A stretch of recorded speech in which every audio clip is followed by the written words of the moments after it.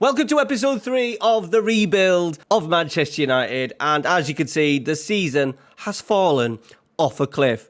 We were hoping for a Champions League place, but our run at the beginning of the middle of February when Barcelona came to town, we were in dreamland after just 10 minutes when Sancho cut in, the informed Sancho cut in on his left foot and scored. The dream didn't last very long. We soon turned into reality, an absolute ping-pong ball in the area. De Jong giving Barcelona the equaliser. Ferran Torres then got himself a brace.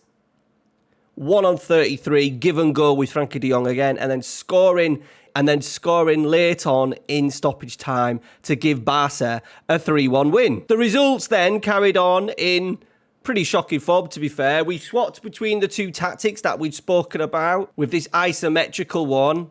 The one that we'd kind of gone with at the start of the season with Frimpong a little bit higher. But the results continued. We ended up getting knocked out by Barca. Ebre Eze on the score sheet, but horrific defeats. Brighton 4-0. Nottingham Forest 3-0. A respectable draw against Liverpool in a game that we absolutely bossed up, but then followed it up with a 1-1 against Brentford, a game that we played really well in, should have won. 2-1 against Aston Villa, probably cost us a Europa League place in the end. Once again, look at the XG, 2 to their 0.87 with Boubacar Kamara scoring an 84th minute winner. We edged past Luton in the league. They actually had a 92nd minute goal disallowed. And once again, respectable draws against Arsenal and Chelsea, who finished second in the division. A really poor show against Manchester City at home in the derby. Absolutely battered. And then I thought, right, the season is about done. We were really cheered. No chance of Champions League. So I thought we'd change the tactic. And as you can see, it's given us, yes, Burnley, but Wolves and West Ham, decent performances. And we've gone with another variation. So it's a variation with playing two wide players instead of two narrow. Obviously, the two APs have got get further forward on, roam from position and sit narrow. Because what we were having on support is that some of them, like Eze and that, would drop into these areas here. And then some of the heat maps, you'd have the Volante a little bit higher, which is not what we want. We want their 210s to be extremely high, and they generally are. They kind of allow the 210s at Leverkusen, allow the the DMs, the fullbacks, the wingbacks and the defenders to do the build-up, and they stay high. So with that in place, let's get Fernandes in. It looked a little bit stronger. This is what we're now going to be looking at in terms of recruitment in the summer. So we ended up finishing 6th Europa Conference League football, which I know is not great. The only caveat, I think it is going to allow us to give plenty of game time to people like Andre and Garnacho, Kobe Menu, players that maybe we're not going to get a lot if we were going to be on Champions League and Premier League duties week in, week out. So that's us in 6th. Performance-wise, Bruno Fernandes, 27 goals he's ended up with, 22 assists in all comps. He's wanted by the Saudi Arabian boys. I'd be surprised if he wants to go there. His value is so high, but right now, because we've got other problems in the wing-back areas in defence, I really don't want to sell our top talent. Rashford helped himself to 17 goals for the season. I would like to give Rasmus Højlund the main number 9 role next year. I'm not overly happy on both of them. Thought he could have definitely scored a few more, just slightly performing under his XG, but maybe in the new system, he may perform better, and we will give him the opportunity, him and Rashford, to perform next season. One of the big shocks is, and I put it out in the last video, what to do with Jadon Sancho. He could do one of the wide AP roles really well, and he's had a really good season. 10 assists, for the season. He's actually ahead of Bruno Fernandes in terms of assists, but as we said, we want to keep it real life, and he's just burnt his bridges at United. He is injury prone. Look at the injuries that he's had. He's had three injuries this season, but at the same time, are we going to be able to get rid of someone who's on 275 grand a week and worth a lot of money? I'm quite happy because Man United are probably going to have to get rid of him for about 30 million when they do in real life. So that's something that I'm prepared to do. Other good performance, if you look at average ratings, Dalot's been decent enough, no more than a backup for us next season. Eriksen's had a really good season in terms of average ratings in his games that he's played, but definitely, he's transfer listed, he wants more game time. I want him to desperately to go to get him off. Not so much get him off the wage bill. Yeah, get him off the wage bill. And 20 million, I'm happy to take. What would Man United take for him in real life? 5 million, 7.5 million based on his age? And then we've got Andre Onana, Kobe Manu's done okay. First season, nearly an average rating of 7.08 in the Premier League, so no doubt we'll get more game time next season. One of the big disappointments for the season, Casemiro, 41 appearances, an average rating of 6.77. He is not like Xabi Ball at all. He will definitely be on his way out in the summer. Fingers crossed we can get around 40-50 million pounds for him to help rebuild for season 2. Like players like Malacia. Eze's an interesting one. Like he's had, since he's been with us, he's had 3 injuries. And I'm starting to think that maybe he's not the guy and I might let him go back to Palace. Like it's probably someone that we could always pick up, to be fair. He's always going to be in around that 40-50 million mark. But with the introduction of a new signing, Paul Wanner, wonder kid, coming from, I think it's Bayern Munich. Yeah, they didn't offer him a new deal and obviously stalled on it. And we've jumped in and picked him up, 6'1", very much in the mould of maybe a Bruno Fernandes. Oh no, he's actually got loads of pace. He's going to be a threat, this guy. And I'm wanting to use him next season as much as possible. So into the squad planner, what have we got for next season? Now, the 2 goalkeepers I'm quite happy with right now. And Anna's been okay and Bayinda's okay. Obviously, we're going to be losing Tom Heaton. We maybe look at making sure that we have got a third choice playing in our under-23s. Right, centre-half is a little bit of an issue because Martinez is left-footed, Shaw's left-footed and Nashio's left-footed. We can't play Johnny Evans because he's leaving, so that leaves 1 in Harry Maguire. So we need to strengthen with at least 1 outstanding centre-half in there. As in the middle role, like I can't see Luke Shaw doing it. We have got 3 there. Like I don't want Harry Maguire to be a starter.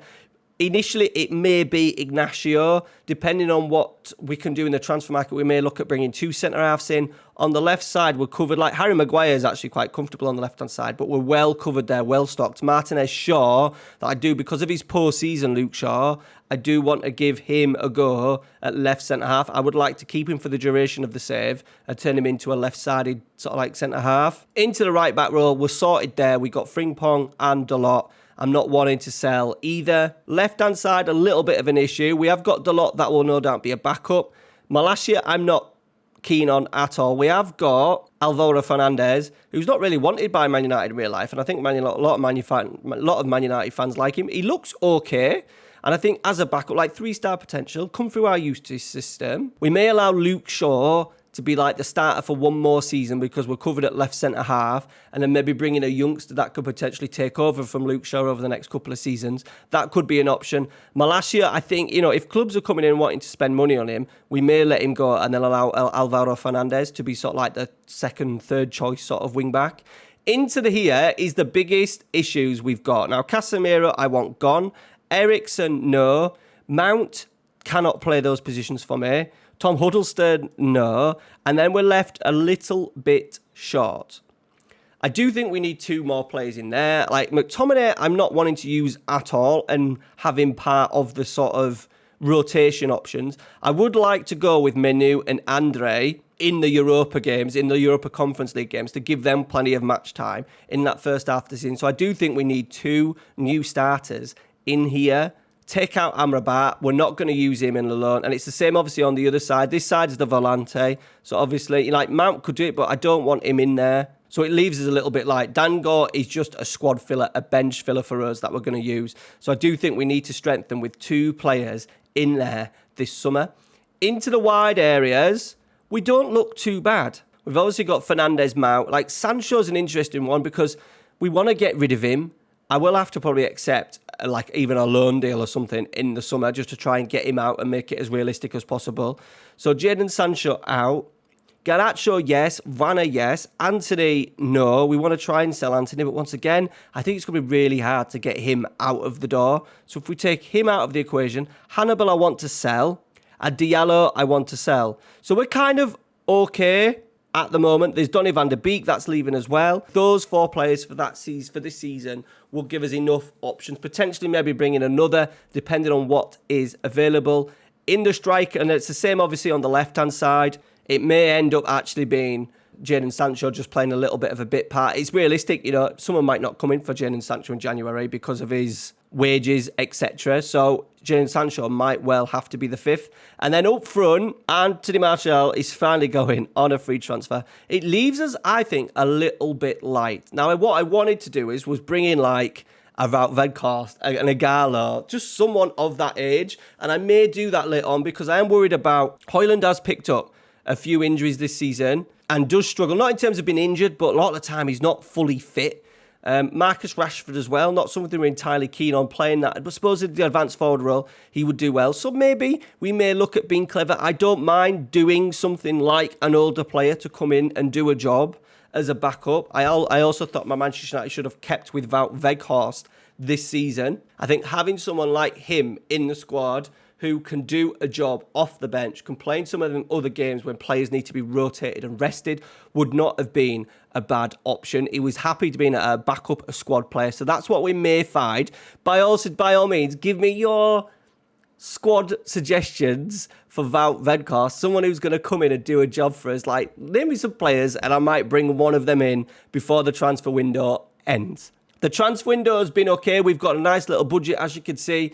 Little bit of wiggle room, there's possible sales of maybe up to £100 million in there as well. So we're going to look at maybe a transfer window of between 150 and £200 million.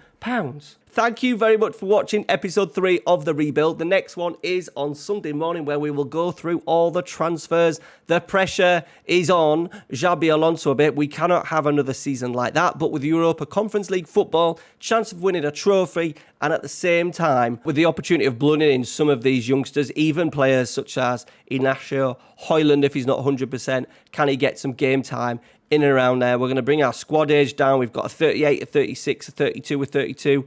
I think Harry Maguire will end up staying till the end of his contract. His contract expires at the end of the season. I think him playing in the Europa Conference League game, is not a bad shout at all. All right, as always, put your signing suggestions down in the comments. We want to look at potentially 2 centre-halves. We said 2 defensive midfielders, a left wing back, and potentially not a novelty. We don't want a novelty, but someone who could come and do a job for us up front. Let me know down in the comments. All right, guys, thanks for watching. Take care. We'll see you on Sunday.